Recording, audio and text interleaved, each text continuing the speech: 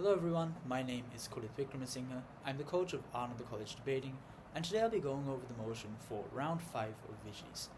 So this motion has an Infoslide, which reads, there is a painting in which a world exists, inhabited by people, animals, and other creatures. You are its painter. It was created 10 years ago, and the people within it have advanced to a modern level of civilization. Recently, you realize that the painting is sustained by your life, and at this rate, you will die within the next decade. Destroying the painting would stop it from draining your life force, but everything inside it could never be recreated. The motion then reads, this house would destroy the painting. So the way I'll be approaching this is I'll be going over the two sides and the general pushes that you want to make on each side. Then I'll be getting to the more important part of this video, which is the clash and how you actually tip the debate to your side then. But before I move on, just like some important things that you want to get out of the way, maybe in setup and just generally throughout this debate. First thing is that this is an active motion. What that means is that this is debated from the perspective of the painter themselves. And this basically means that any benefit or harm, you have to tie back to that actor, because what we care about in this debate is what's good for the actor. So whether or not something is right or wrong isn't really relevant until you actually tie that back to how that benefits or harms the actor themselves. The second thing is that I think in this debate, while it is possible, I wouldn't really recommend you trying to downplay the value of the life in this painting. Because, sure, there is an argument to be made that, okay, this isn't like real life, this isn't happening in the real world, it's just like painting, it's on a canvas, therefore it holds less value maybe. But I don't think that's too strategic, because the info slide itself kind of tells you that this is like a civilization that can basically advance by itself, right? It is a sentient group of people, it is sentience on this canvas. And therefore, I think that it does pretty much hold a very similar level of importance as human real-world life does. And I wouldn't really recommend you trying to argue on that, because I think that that wouldn't be too fruitful in this kind of debate. So having gotten those two things out of the way then, let's just get into side proposition. Proposition, I think, has a very obvious and intuitive way to kind of try to win this debate, which is just that you say, okay, you destroy this painting, and what that leads to is you having a longer life. And obviously, as people, we want to live longer lives. And while I think that is a relatively intuitive claim, I think that just leaving it at that isn't really enough either. You kind of want to get into why you want to live this longer life. Maybe talk about how you can have longer, like, more time with the people that you love, with your family, with your friends, and all that kind of stuff, and you really want to push on that. You can talk about how you can pursue art more as well, how you can still go into this passion that you have and basically commit more to that as well. Basically, don't just leave it at, oh, we have a longer life, therefore we are happier. You really want to ground that and talk about the actual benefits that you have when you live a longer life. I think the other push that you really want to make here, and I suppose that this is a bit more of a defensive push, is essentially on the principle, and talk about how you don't really have a moral obligation towards this painting. Because keep in mind, this painting, you were just painting it and suddenly it came to life, right? It's not like you cast a spell on it. You didn't actively create this painting. So what this means is two things. First is that you didn't really consent to the creation of this painting. You didn't want it to happen in the first place. Therefore, you don't really have a moral obligation towards it. But second, you definitely didn't consent to it basically living off of your own life force. So, if anything, you've already fulfilled like any obligation that you had to it like 10 times over, since for the past 10 years it has been siphoning your life force. So, if anything, you've already done more than necessary for this painting. So, you are completely justified in destroying it, because you simply have no reason to let it keep existing. So yeah, I think that those are the main ideas you want to push as proposition. I think that there are like more ideas, but I won't really go into like the more niche ones here. But yeah, okay. Opposition then. Opposition, I think, has a few pushes as well. Firstly, is you really heavily emphasize on the idea of guilt. Because keep in mind, even if you do live a longer life on proposition, that would come at the cost of you basically wiping out an entire civilization of sentient creatures. Now, what this means, at least for a lot of people, is that this individual will be riddled with guilt, right? You understand that life has a significant amount of value, and the moment that you even take one, most people feel extremely guilty. The moment that you wipe out a civilization, you are likely to feel very, very guilty. And what this means is that now Op has a very clean line to run where they basically tell the panel that, okay, listen, the moment that you destroy this painting, even if you do live a longer life, like on Proposition, that life is likely to be a horrible one because you are constantly thinking of this action that you did. You're constantly riddled with the guilt of the countless lives that you essentially took. And as a result of that, this prolonged life isn't really a good thing. You just feel really, really bad for a really, really long time. And we would basically then Op can essentially push that to a pretty decent extent. And I think that is going to be the main argumentation on side opposition. Okay, then another idea that was brought up, I think, within a few rounds of this, within a few debates for this round, was the idea of backlash. And the basic logic behind this argumentation is that you're an artist, right? This means that you probably want to get your art out there. And you've basically made life on a canvas, something that has never been seen before, and you've had this for 10 years. It's pretty reasonable to assume that this would have been publicized very heavily by you, right? And there would be a lot of eyes on this because this is something that most people have never seen before, right?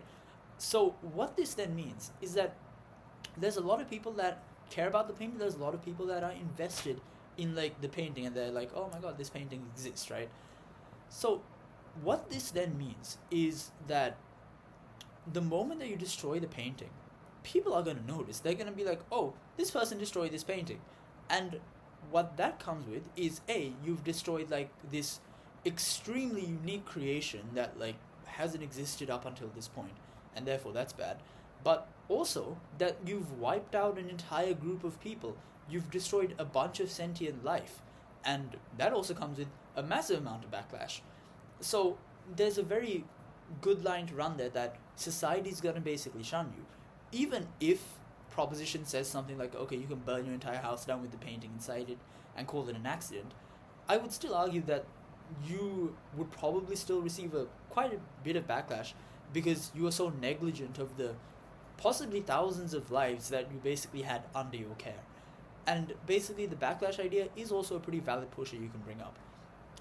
Another idea that some oppositions brought up here was the idea that basically you've created this incredible piece of art, right?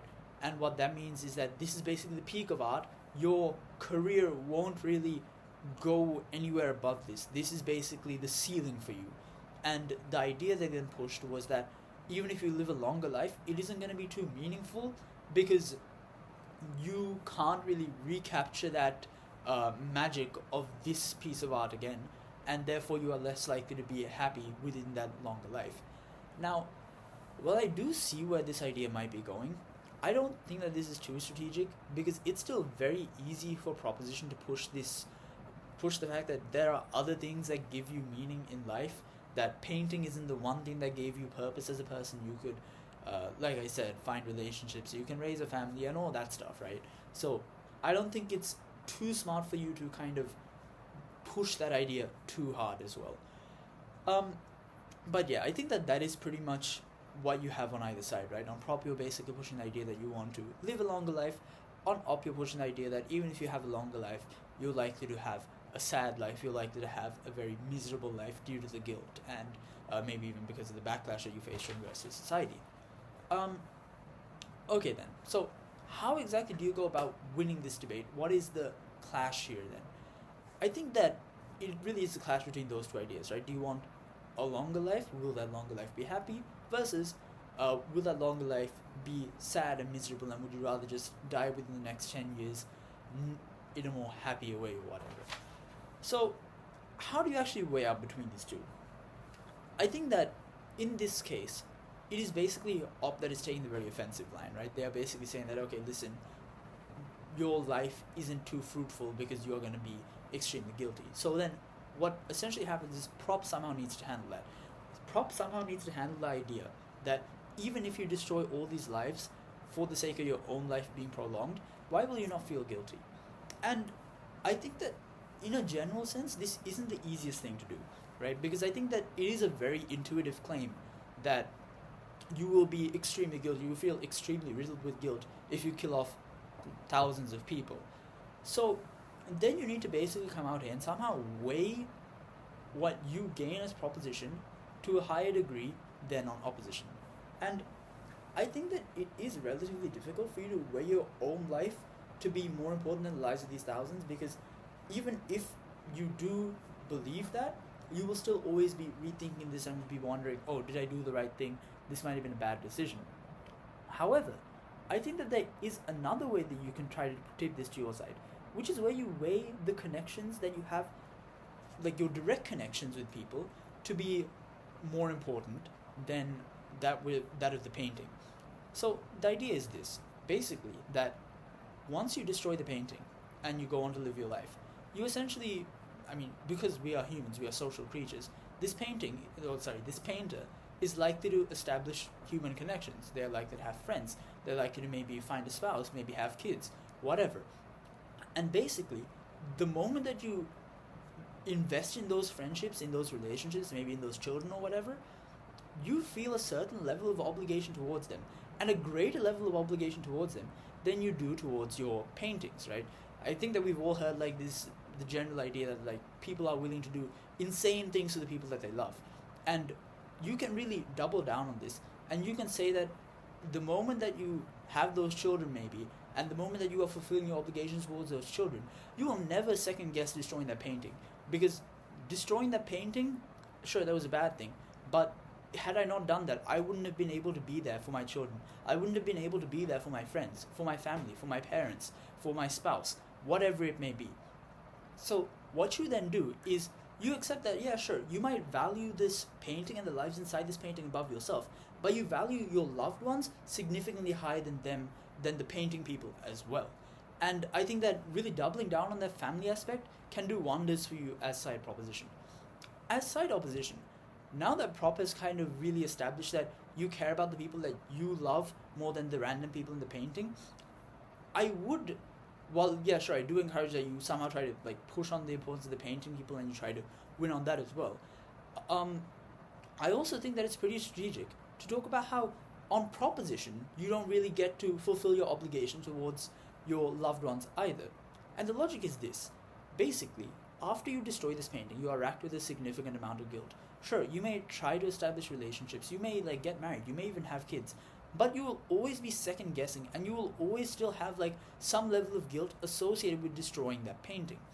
What that then comes with is that guilt and that blame the weight that you feel on yourself transfers to the people that you love as well.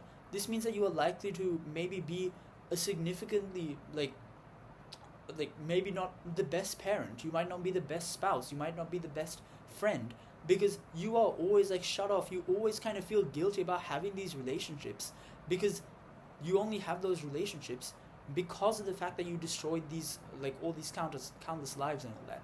So in that case then, what you essentially do is you say that, okay, on proposition, they want to prioritize family, and they want to tell us that you care about your family so much and your loved ones so much that you ignore the sadness that came from destroying this painting. But we as opposition would argue that you still can't really be an active parent or a good boyfriend or whatever it may be on prop either. So essentially then this debate comes down to a tug of war between, are you good, or will you not feel guilt because of these relationships, or will your relationships be worse as well because of this guilt? And you have to kind of go back and forth on that and try to tip that idea to your side. I think that there are other clashes obviously you can bring up within this debate.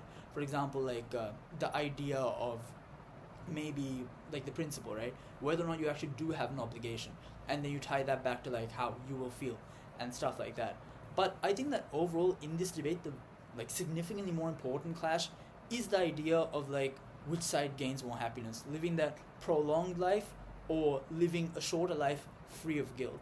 And I think that is generally how you want to weigh this out and try to tip it to your side.